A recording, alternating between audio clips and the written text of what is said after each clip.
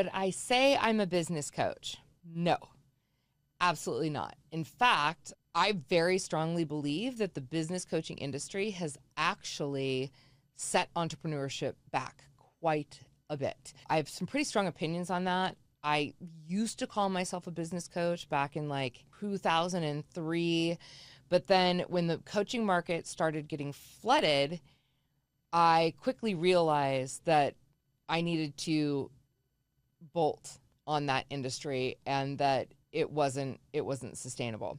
I'm not a super big fan, honestly. It's not that I'm not a fan of certain like individuals as coaches, but I don't really love how that industry is set up, and I don't love what it's done to businesses. It's just not something that I feel is aligned with serving entrepreneurship in its highest form.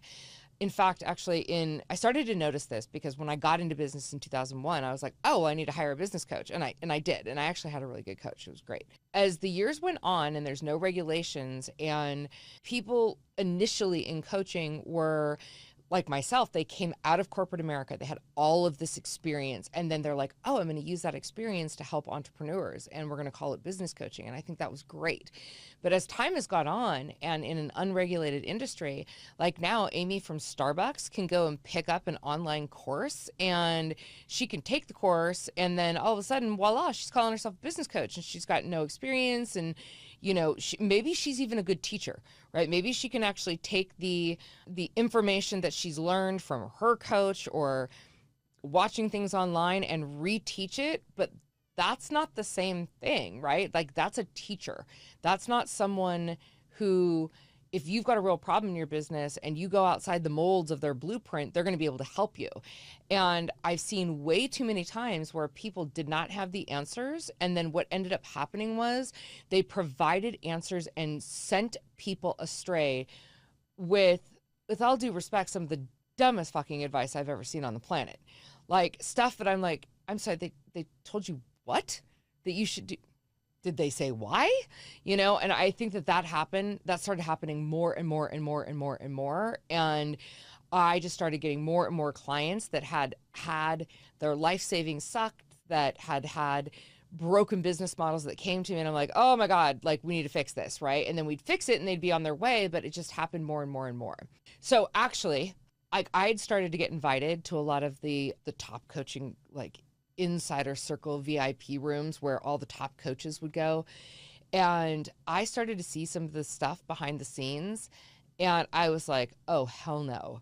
Like that is so out of integrity. Like there's no way that I could do that. And I have to tell you, actually, really, that's when like I'd already known that there was problems, and I'd been asking questions for several years, like, wait a minute, that math isn't mathing. Can you help me out with that? Because that doesn't make sense. But then when I started to get behind the scenes and I started to see what was actually going on, and then I started asking questions and kind of like poking holes and seeing what was going on, I was like, oh, listen, I knew it was broken at that point. Like I knew it was broken.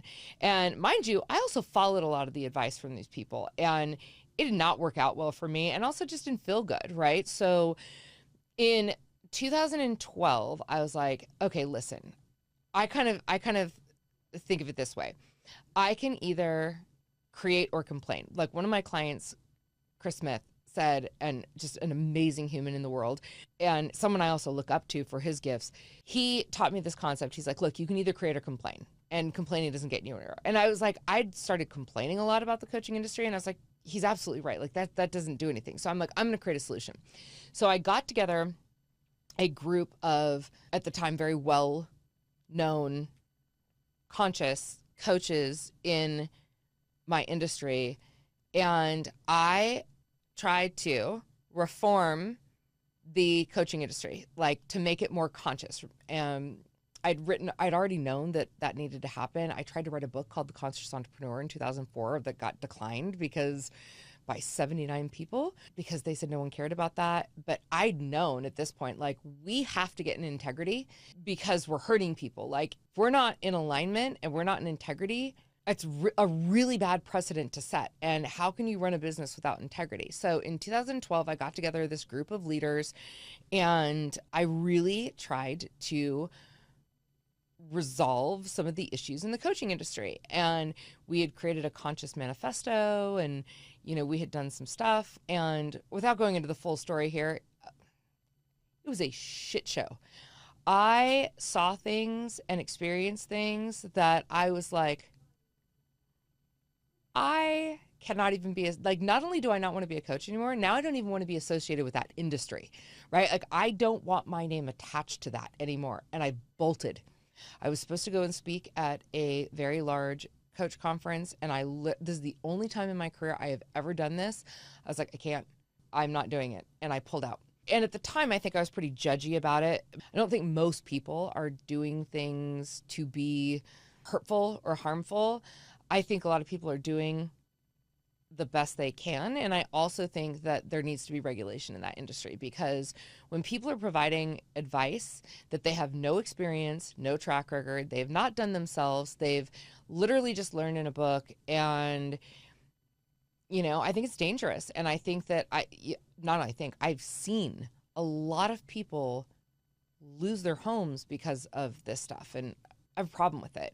And I also think too that a lot of the information that's being taught is really outdated and ineffective. With that, I stepped away from the industry and I took a step back for a few years and kind of regamed what I was doing in the world.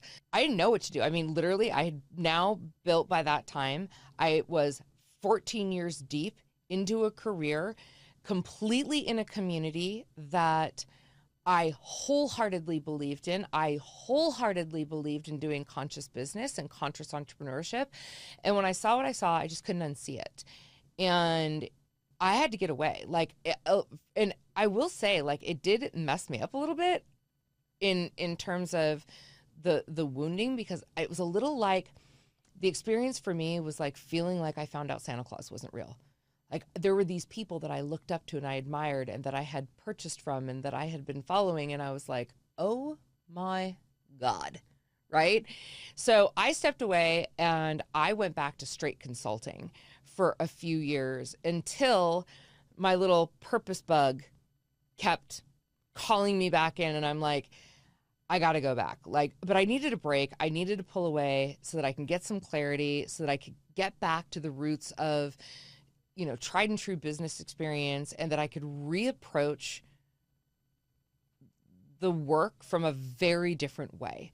And I needed also, quite frankly, I had a lot of healing to do. I had to heal from that experience, and I had to heal from a lot of other experiences so that I could do the work that I'm meant to do now.